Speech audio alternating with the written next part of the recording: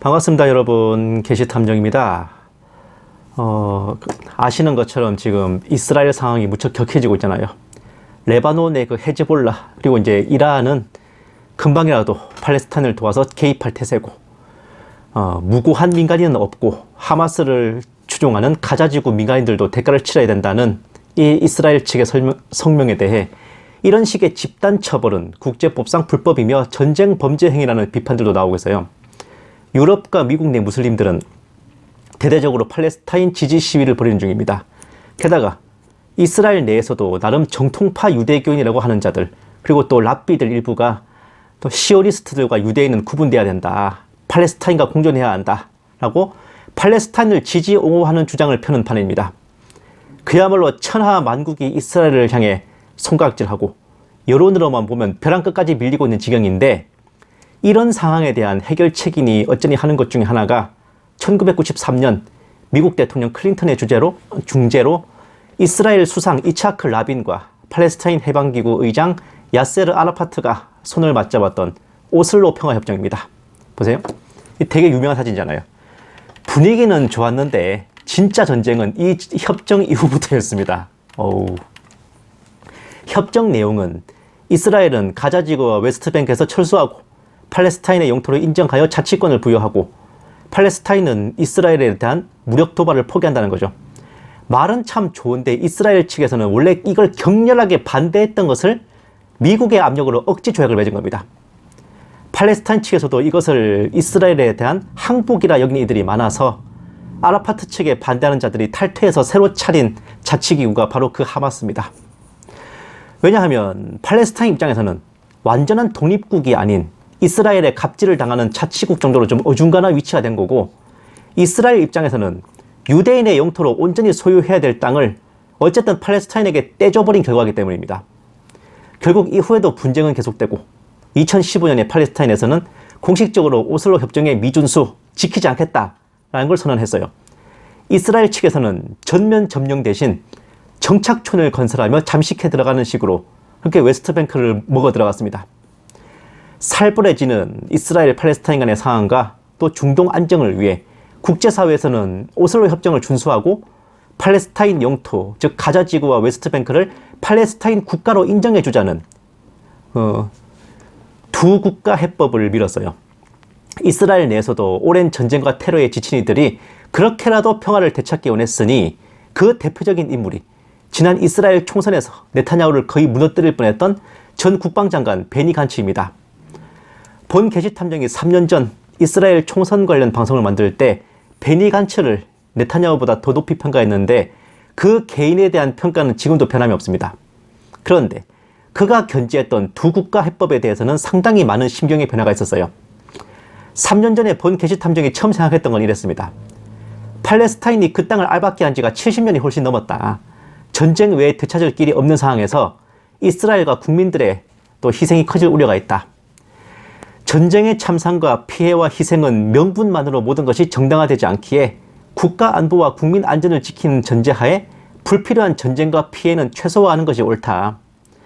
하나님께서 이스라엘에게 주신 영토는 다윗과 솔로몬을 비롯해 그 어떤 왕들도 온전히 차지하지 못해 항상 일부분은 이방 족속들에게 내어준 채로 있었으나 그것을 성경이 죄라고 말하지 않았다라는 거죠.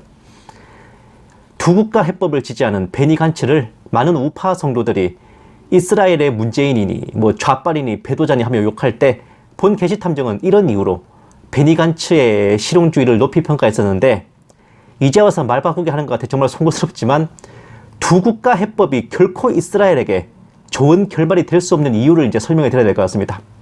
그리고 그 베니 간츠조차도 근본 하마스 사태에서 오랜 정적이던 네타냐후의 전시 연정에 합류해서 힘을 보태는 걸 볼 때 본 게시탐정이 우려했던 것을 그들도 충분히 공감하고 느끼고 있다라는 생각이 들었거든요. 본 게시탐정의 추리가 시작되는 건 여기서부터입니다. 까놓고 말해서 애초에 이스라엘이 세워질 때부터 그 무슨 팔레스타인 민족들은 그 땅에 아무 지분도 권리도 없었고, 만에 하나 있었다 해도 1차 중동전쟁 때 이스라엘을 멸하려고 쳐들어왔다가 박살이 나면서 모두 소멸됐어요.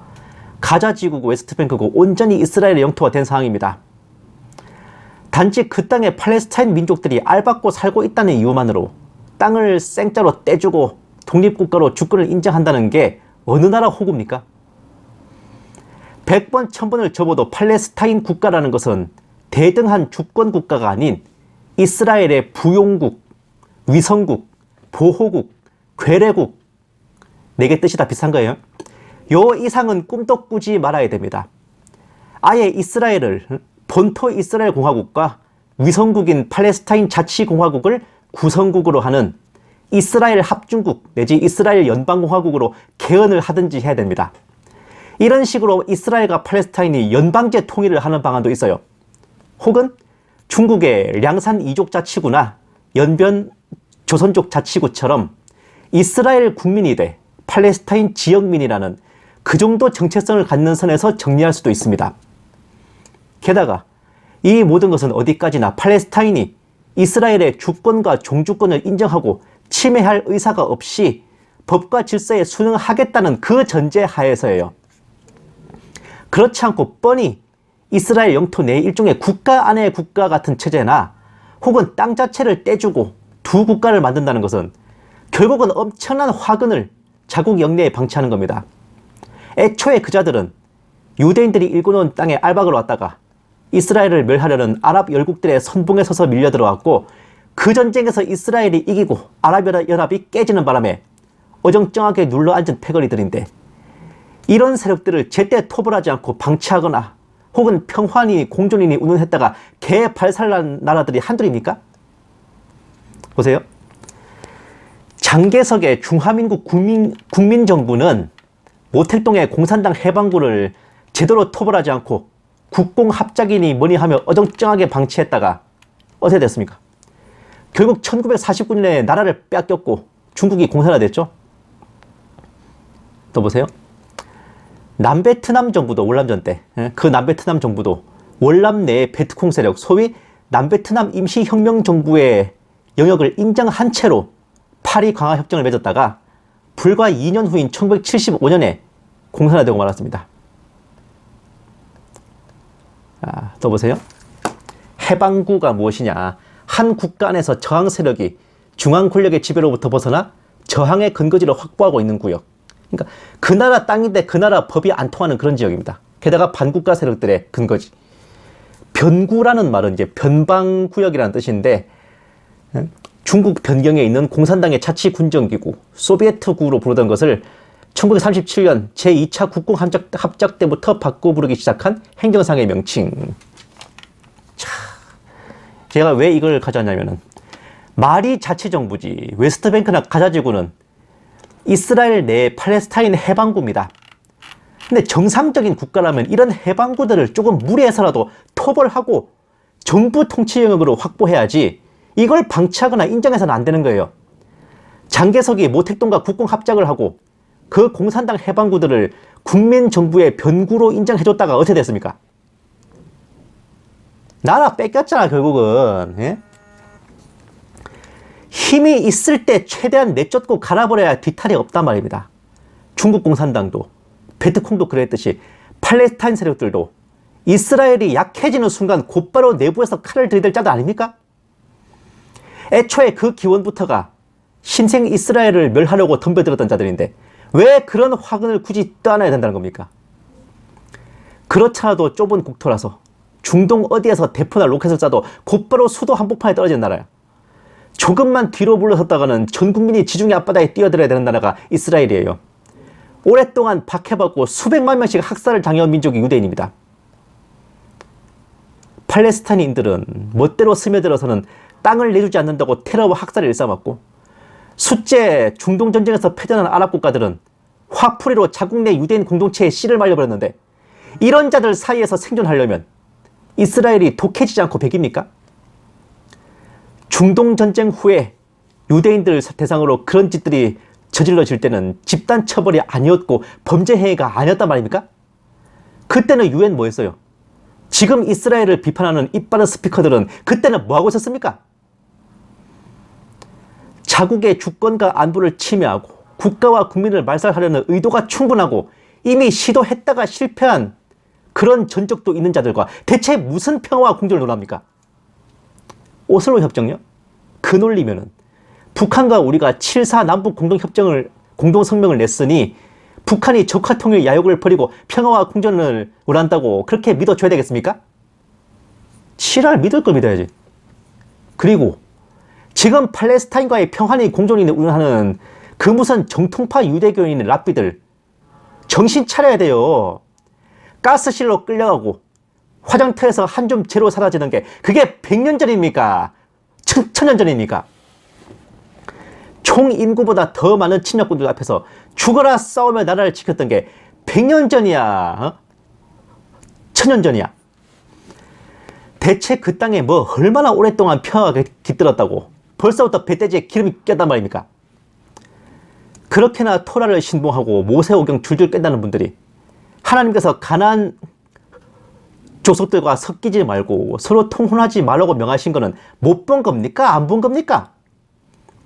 그렇게 서로 공존하고 평화로운 게 가능했다면 어째서 사사기 400년 내내 그 개판난 겁니까?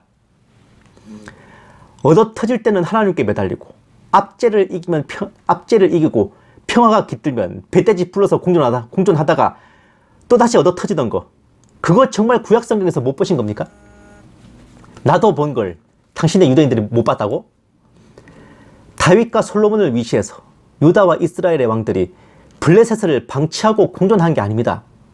수도 없이 토벌에 토벌을 거듭했지만 적이 걔들만 있는 게 아니니까 외적의 침략과 내정 문제 등 여러 가지 사정으로 인해 주춤하는 사이에 블레셋이 또 일어나서 난장쳤던 거죠. 그런데 어째서 지금은 되려 유대인들이 평화와 공존 운운하고 있습니까?